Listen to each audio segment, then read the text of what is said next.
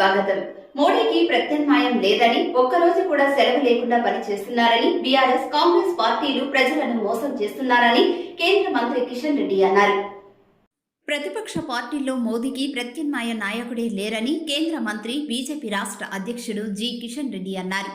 గత 10 ఏళ్లుగా మోదీ ఒక్కరోజు కూడా సెలవు తీసుకోకుండా దేశం కోసం పనిచేశారని, అలాంటి నాయకుడిని మరోసారి ప్రధానిగా గెలిపించుకుందామని ఆయన పిలుపునిచ్చారు. ఈ మేరకు ఆయన అంబర్పేట్ నియోజకవర్గంలో జీప్ యాత్ర నిర్వహించారు.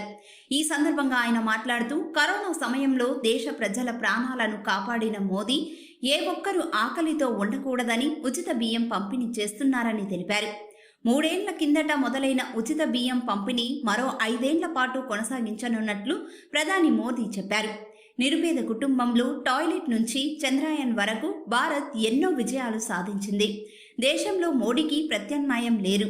ఏ ఇంట్లో చూసినా, ఎవరి నోట విన్నా ఒక్కటే మాట, మోదీ మోదీ అని ఆయన పేర్కొన్నారు.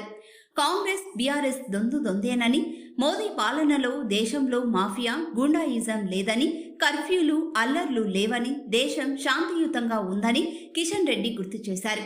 దేశం మోదీ చేతిలో ఉంటేనే భద్రంగా ఉంటుందన్నారు. మరి పోలింగ్ బూత్లో మన కమిటీలు బాగున్నాయి లేవా, దానికి ఇంకా ఎందుకంటే ఎన్నికలప్పుడు చాలా మంది కొత్త వాళ్ళు ముందుకు వస్తారు.